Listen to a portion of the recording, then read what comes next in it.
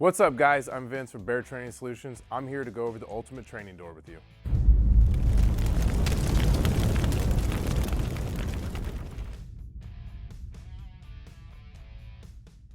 The purpose for this video is to go over the functions, capabilities of the ultimate training door in full detail. We've collected all the questions that have ever been asked of us about the ultimate training door, and we're going to go through all of them right now. We want to make sure that you are confident in all the capabilities of this door. The ultimate training door breaks down into 5 main parts: the header, the 2 uprights, the inner frame, and the base plate. What sets Bear Training Solutions and the ultimate training door apart from any other door manufacturer out there is the fact that we use T1 steel on the front face of this door. T1 steel is 3 times stronger than mild grade steel, which gives you the ability to use pneumatic, hydraulic, explosives, and many other types of breaching and forcible entry tools on this door. The ultimate training door has 70 inches of vertical pry space, unless you hang a real door inside of it, which would then obviously go to 80 inches of vertical pry space. We'll get to hanging the real door a little bit later in the video. I want to talk about this door stop. This door stop is not only adjustable, but it is also replaceable. We'll go over the operations of that. To adjust this door stop, Josh is going to use a 7/32 Allen key, and he's going to first open the door like he did here a little bit. You want to give yourself some room. In this operation, you do not want to use power tools. As you can see here, the door stop has a 1/2 inch of play. The reason for this is if the door is on uneven ground, or if you're using tools such as hydraulics, a Hurst tool, an Agura, something that you're actually going to have to set teeth inside this door, you want to back this door stop off just a little bit, so that way you're not pounding that tool into the jamb of the door itself. It's really just giving you the ability to adjust how you're going to force this door with tools you may be unfamiliar with. When resetting the door stop back tight to the door, or a real door that you hang inside of here, you're going to want to close the door and run a locking mechanism through to keep that door tight and flush with the jamb on the outward swinging side of the door. Now that we have a locking mechanism in, the door is flush with the jamb on the outward swinging side, Josh is going to give a couple cinches down on a few of the bolts just to keep it snug. Now that we've cinched down a few of the bolts, we're going to remove the locking mechanism, open the door again, and continue and finish tightening all the bolts on the door stop.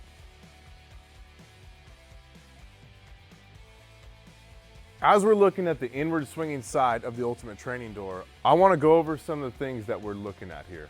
This is the crush prop area. It's something that we'll go over in a little bit more detail when we go to the outward swinging side of the door. Ultimately, it's a spot where you're going to hang real material inside of the inner frame of the door. This here is our crush prop slide. Again, we'll show you the functions and the reason behind this part. And we're also looking at the breech plate here. This part can be removed from the door, or you can add an additional rubber plate to this breech plate to reduce shock in your wrists and elbows when using a ram on the ultimate training door. If you were looking to mount the rubber breech plate to the breech plate itself, you would need to remove the center Allen bolts on the top and bottom, and then you'd be able to mount that rubber breech plate successfully, which you're about to see.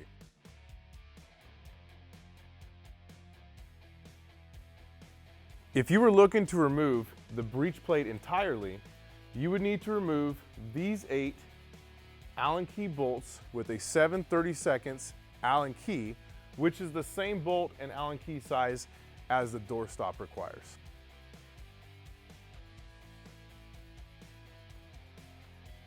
Additionally, on the front side of the ultimate training door, you will see these 4 holes with weld nuts on the back side of them that accept our screen door brackets that hold the screen door emulator made for the ultimate training door.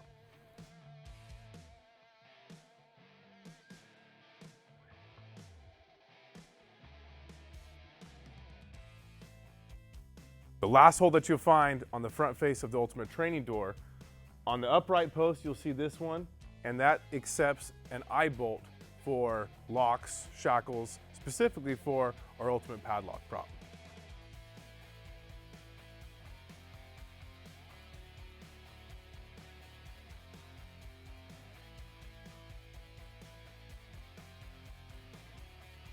As we discussed, after removing the bolts and replacing them with the correct carriage bolt hardware, this is what it looks like when the rubber breech plate is mounted to the door. This rubber breech plate comes standard with any purchase of the Ultimate Training Door. We've turned the door to the locking side, and you will see the steel wall on this side of the door. The purpose for the steel wall is to simulate a recessed doorway, hallway, anything to narrow the working area for that operator. The steel wall can be flipped either way on this door. Right now it is set up towards the outward swinging side, but with just the removal of a couple bolts, you can swing that steel wall to the inward swinging side of the door. Some of the key features to this steel wall is we have windows here for our locking mechanisms. What we use for our locking mechanisms are wood stakes, 12 inches long, 1.5 inches wide, 1/2 inch thick. The windows in the steel wall give you the ability to drive through these locking mechanisms with ease. With the steel wall removed, you will find the inside of this channel, which you'll find the carrier plates for the doorstop and also the carrier plates for our lock carriers. These carrier plates allow these to be adjusted, the doorstop to be adjusted without the need of a backing wrench. It also gives you the ability to access the nut that would go on the back side of this eye bolt so you can hang shackles or ultimate padlock prop, things of that nature.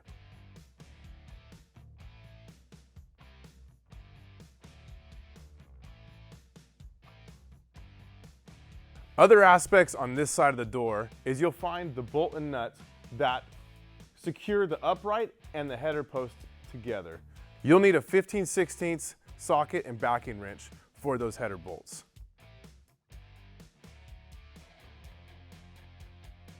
Also on this side of the door at the base, you'll find the carry handles to move your door around. Also, while talking about the carry handle on the base plate, you'll find 2 holes on this side, 2 holes on the other side of the base plate that will allow you to secure your Ultimate Training Door to the ground if necessary.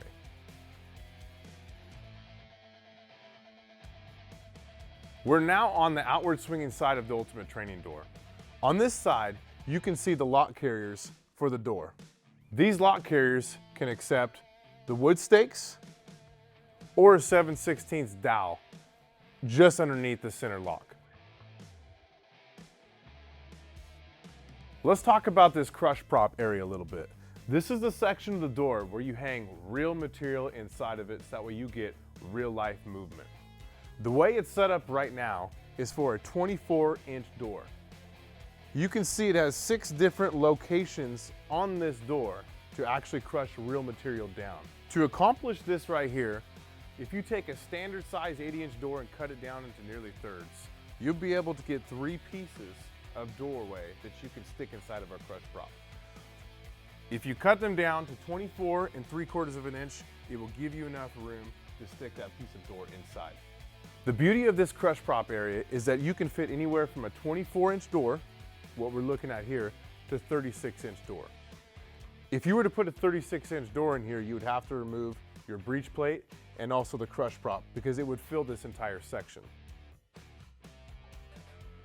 To continue on talking about the crush slide, this crush slide will not be in there if you have a 36-inch door. But as soon as you step down to a 34, that crush slide will be here. And it will continue going down until you get to a 24-inch door, and that's the smallest size door that you could fit inside this crush prop area. With each one of those size steps, increase or decrease, there's pre-drilled holes that you move that crush slide with. It's the same holes that are holding the breech plate on. To continue on with the versatility of this crush prop area, we're going to be moving some of these bars around to show you a couple different training aspects that you can use in this crush prop area, like ballistic, saw cutting, torching, or manual forcing. Josh is here with me and he's going to help me go through a couple of these operations. You can see that we removed the horizontal bars here, so that way we could place these carriage bolts inside the rear door insert. The carriage bolts for this are to actually secure our drop bar prop on the back side. This helps us mimic drop bars or panic hardware or anything additionally added to the door and how we're going to attack them. As you see here, this is one way you can set this up with just the vertical bar. Or you could place these horizontal bars high and low with the threaded holes that are inside of the inner frame. These are the drop bar brackets that come standard with the Ultimate Training door. These would be mounted on the inward swinging side of the door, secured to these carriage bolts that you see here. When making your drill pattern for these through your door piece, you actually want to use this drop bar bracket. Mark your holes, drill your holes, and then secure it to the insert. While using the drop bar prop, we recommend a 1/2 inch drill hole with a 3/8 inch carriage bolt to run through these drop bar brackets.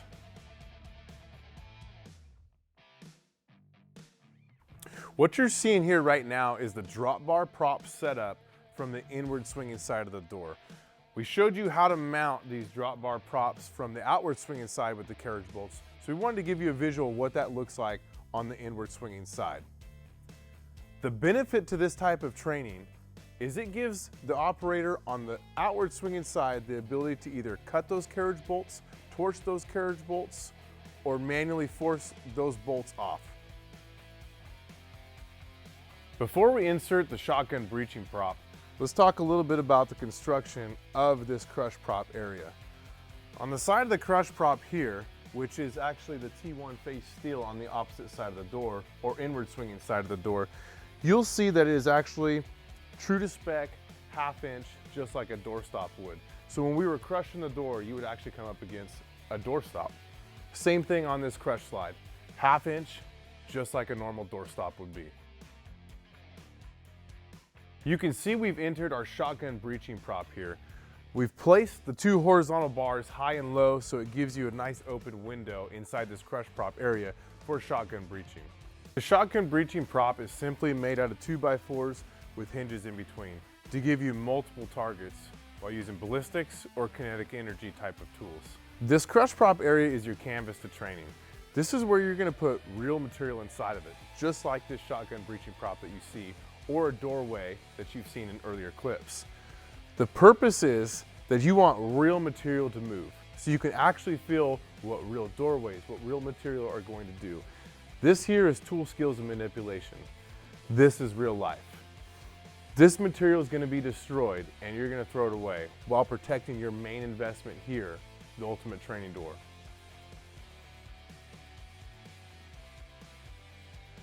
Josh is here with me again, and we're going to talk about the cut tree that can be mounted to the hinge side of the door. As you can see, it can be mounted high or low. So that way, if you're a guy like me that's not very tall and you're working with a saw, you're going to have to stack that saw on your shoulder and work in a higher location. If it's low for a tall guy, this is going to be a little bit more difficult to cut a little bit lower. Let's talk about this cut tree a little bit further in detail. There's 10 different locations on this cut tree that will accept rebar. And the size of the rebar is 3/8 to 1/2 inch of rebar. The cut tree is mounted with these 4 bolts in the high or low location. While we're talking about bolts, let's talk about where the upright and header meet together. Specifically on this hinge side, we have slotted holes and rubber grommets that allow for lateral movement when you're conducting an outward swinging door operation. You have to have movement while forcing the door outward. These are the rubber grommets here that you'll find in the slotted holes on the hinge side of the header that give you that lateral movement in the door. Continuing on with our header and the bolts that go along with it, we were talking about how all of our parts are laser cut out, so everything should be very flush and true fit when this door goes together. So if anything's out of alignment, the first thing to look at is up here. If something's out of alignment, these 5/8 bolt and nut can be loosened up with a 15/16 socket and backing wrench.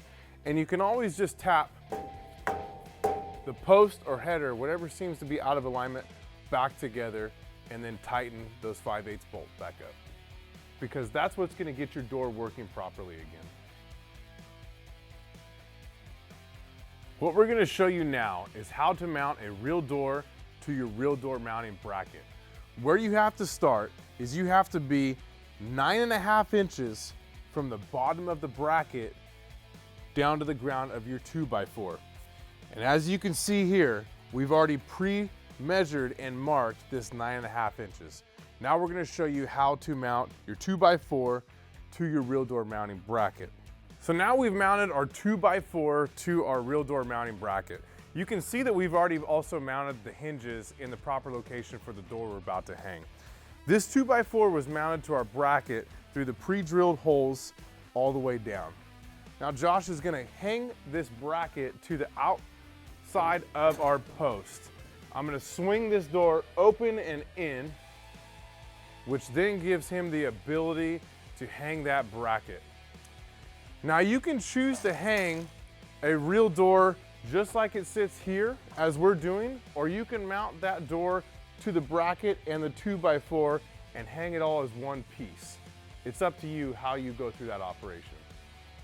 Now that we've mounted our real door mounting bracket to the upright post of our outer frame in the same mounting locations that the cut tree was mounted to, we're gonna go ahead and hang this real door inside of the Ultimate Training Door.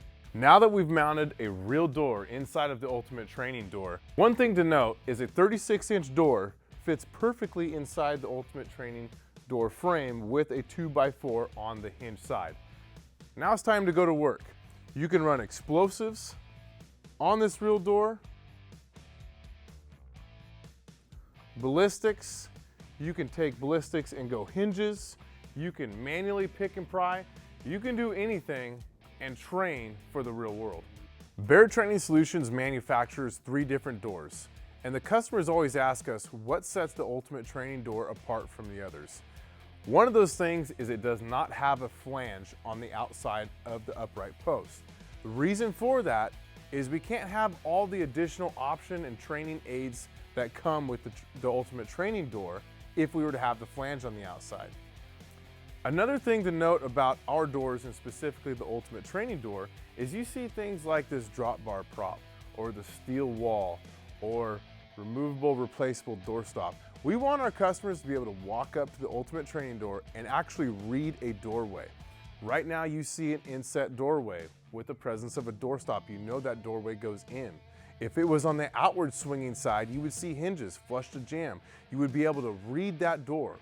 Go back to the outward swinging side, you see carriage bolts. You know that there's something additional on that door, such as this drop bar prop right here. We wanted to make sure that our doors, and specifically the Ultimate Training Door, is set with a higher standard to any other training door out there in the market. And that's the reason why we have designed this door the way it is.